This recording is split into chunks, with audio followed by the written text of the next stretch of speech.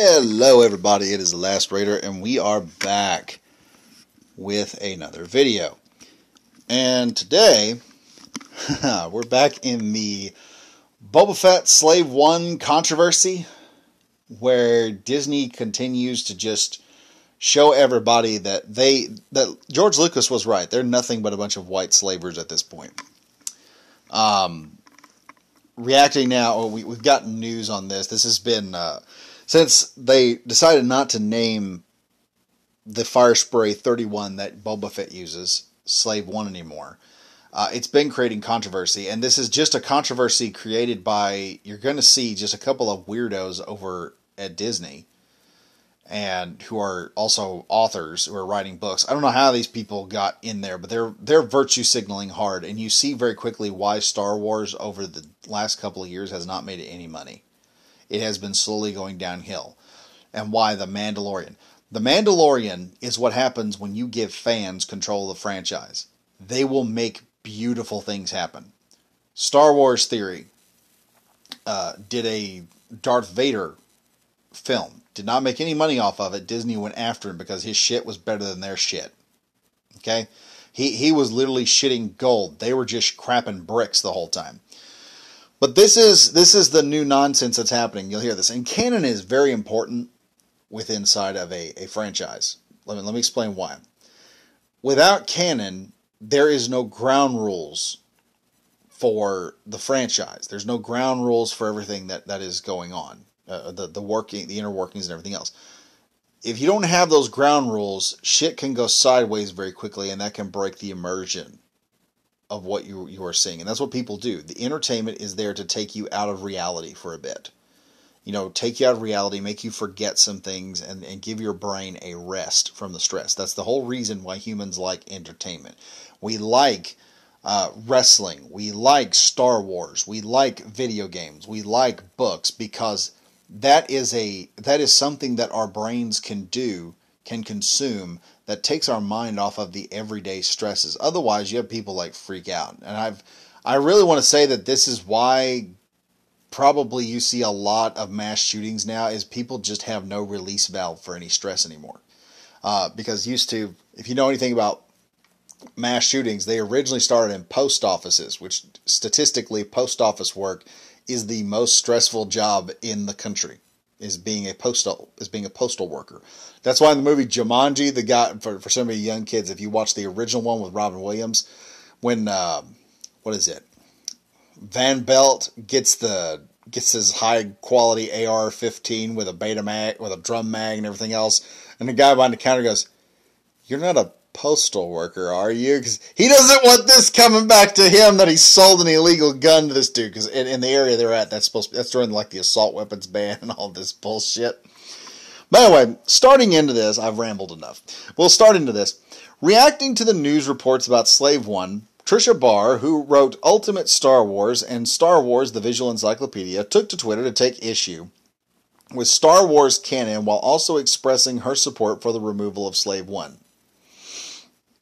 Now, mind you, if they were to make, if we were to go in, and this is just something I'd like to tell people, if we were to go into, say, Marvel, okay, make the Black Panther a white dude, call him Cockchala or something, and rename him and he becomes the Cracker Panther. These people would be up in arms, and canon would be the first thing they would be touting. But listen to what this woman says about canon. This is someone who's supposed to be who's in charge of your fandom and your entertainment. Listen to how much respect they give to your money and your time that you invest in what they have created. She wrote, "I will say it again, because it's canon is the single biggest obstacle against riding the course on representation and inclusion. Because it's canon." These are the very same people who sit back and say, "Oh, we want Spider-Man. We want Peter Parker now to be gay. We can't have gay Peter Parker. Well, we'll make a shitty Miles Morales. We'll make all these shitty other Spider characters and dilute the character down. We want Steve Rogers and Bucky to be gay. No, they're not, because it's canon. Well, we want Falcon and Bucky to be gay. No, it's canon. You cannot. This has been the reasoning. And canon, like I said, is very important. It sets the rules for your universe. When you begin to just swap things back and forth in a crazy manner, without any real explanation as to why, you begin to alienate specific fans because it takes them out of the immersion. Like I said before, your immersion is gone. These people don't care about immersion because, like she said, the purpose of this is writing the course on representation and inclusion. Well, what is the representation and inclusion? Less white people. In other words, they want to blackwash the entire series. They want to make whatever characters on there gay. And here's the reasoning. It's not because of representation or inclusion. These are dog whistles for their side. The reality is they want characters that are black, that are gay, that are trans. But this is the secret, folks. They don't have the talent to make those characters and make them well. So they have to go to existing properties. I've said this in a video a long time ago when I first started my channel. I said these people are like the Borg, okay, in Star Trek. The moment they see a fandom that they want, that has what they've got, they go in, they infiltrate, assimilate, and then they harvest. When I think it's, Data, when they first meet the Borg, and he says all the city, everywhere where there would be major metropolitan areas, have been hulled out, as if ripped out of the planet and just taken away. This is the way the Borg was operating. They go in, they take anything of value, they break it down to the most bare minimum, they change it to what they want. It's basically, they want your nerd culture to service their agenda. And you are to lower your expectations of entertainment because they are preparing to assimilate your nerd culture. You need to respond to them. Let me explain something. There's a reason why in Star Trek, the Federation, who have always been tripping over their pacifism, started making warships because the Borg could not be negotiated with. You don't negotiate. You attack and destroy. Continuing on, this woman, as she starts in, now she shows just how little she actually knows about Star Wars fans and how little of a fan she is. Slave anything as a marketing ploy in Star Wars is inappropriate. Problem. Calling the ship Slave 1 is not a marketing ploy. If you played the Republic Bounty Hunter game, you know that probably, and this is one of the theorized reasons the ship is called Slave 1, Jango Fett's ship, which was a gift to him from his mentor, who taught him the ins and outs of bounty hunting, they retired, left Jango Fett their ship. The Slave 1 is the Firespray 31 that came in and destroyed his former mentor's ship, the only heirloom he had from his mentors, the only thing his mentor left him. And Jango revered this person severely. He would not sell this ship. He would not part with this ship. Even when everyone around him said, your ship is old and outdated, you need a new one, he's like, no, this ship is still good. It was my mentor's, I will not let go of it. When the Slave 1 destroyed it, before it was Slave 1, Jango Fett, after it was destroyed in the game, looked at the Slave 1 as it flew off and he said, that ship, it is mine. It took something from him that he could never get back. And that's also the reason why Jango Fett destroyed every Firespray 31 in the hangar, refusing to allow anyone else to have a ship like his. He would have the one and only Firespray 31 in the galaxy. No one else would have this experimental patrol fighter. He goes in, he takes the one for himself, he destroys all of them, and then names it Slave 1. Because there's only one, and it is Jango Fett's. It is his. That is the reasoning for the Slave 1 connotation. It was a ship whose pilot wronged him, and he went back and made that ship his bitch.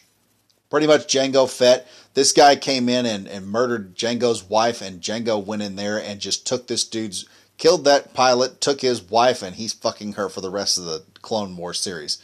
Then Boba Fett has his way with her afterward. That is badass. That's why it's probably named Slave 1. That is my theory on it and some other people's theory.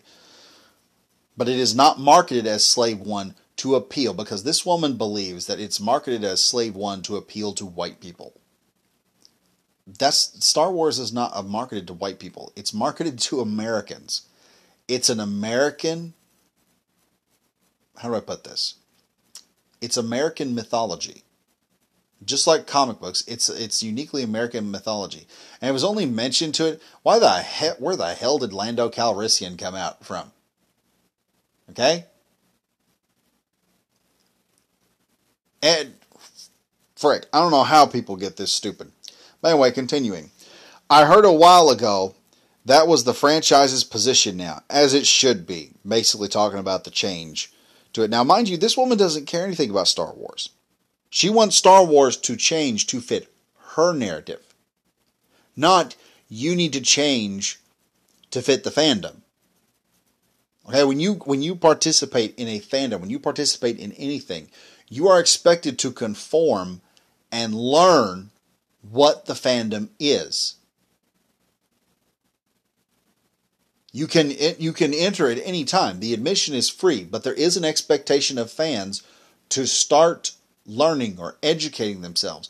And they do this by asking other friends or reading other media. This woman doesn't care. She's basically a child coming in, and someone says, see, this is my Millennium Falcon. Would you like to play with me?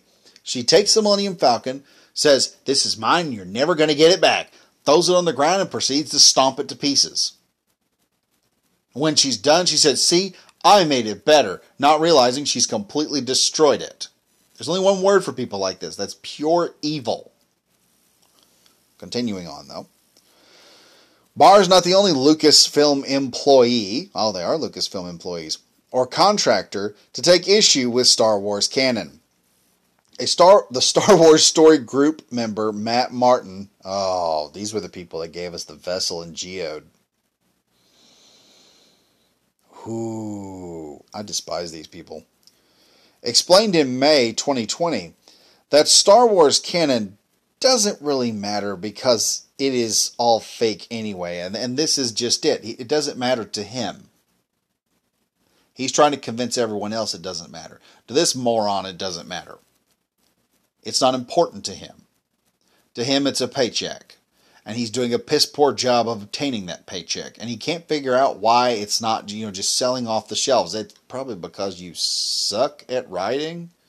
You ever seen the Story Group whiteboard? I mean, damn. Y'all people need to just find one. I will tell you this right now. If I ever do a book or a game, I will take a handful of talented morons over over an entire army of self-righteous, talentless pricks. Because I promise you, the entirety of the Star Wars Story Group has not one molecule of talent equal. Collectively, they are not equal to George Lucas in creative talent. Martin tweeted, to summarize, there's a reason that we need to internally know what is and isn't canon, so we can keep our line of official storytelling as aligned as possible. Yes, that's the point of canon, to keep everything aligned so that it all flows smoothly and creates a linear, decent storytelling arc, or decent entertainment in a linear fashion, so that we can easily know what's going on and we can understand it.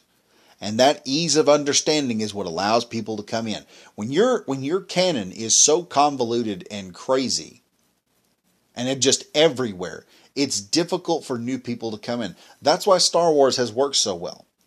Because the canon, there has been rules set on what is canon and what canon is more important. The movies, as far as George Lucas is concerned, his movies are the de facto canon.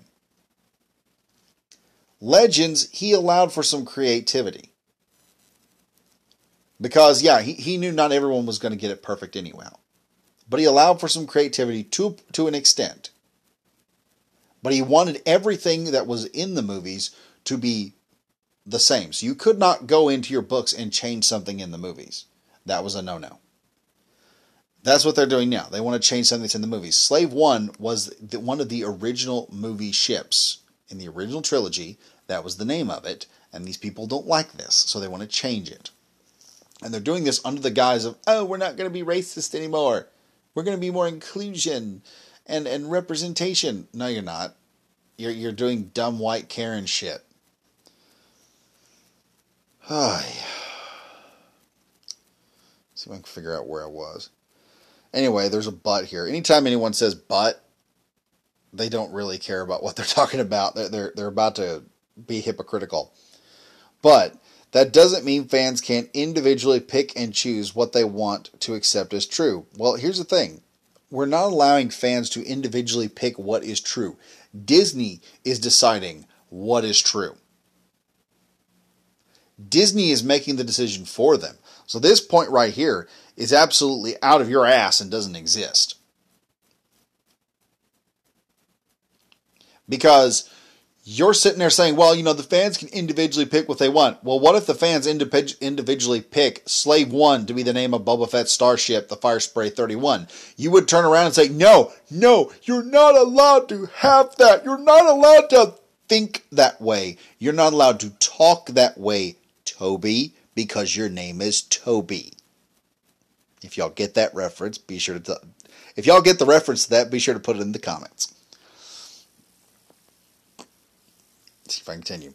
He then added, it's all fake anyway, so you can choose to accept whatever you want as part of the story. Well, you know, I will take your advice, Matt Martin. It is Slave fucking 1, and you can deal with it. If you have a problem, go take it up with Boba Fett. I'm pretty sure his disintegrator is working just fine. Anyway, folks, be sure to tell me what you think in the comments. Are you going to take Matt Martin's advice here and accept whatever we want as part of the story? I think we should.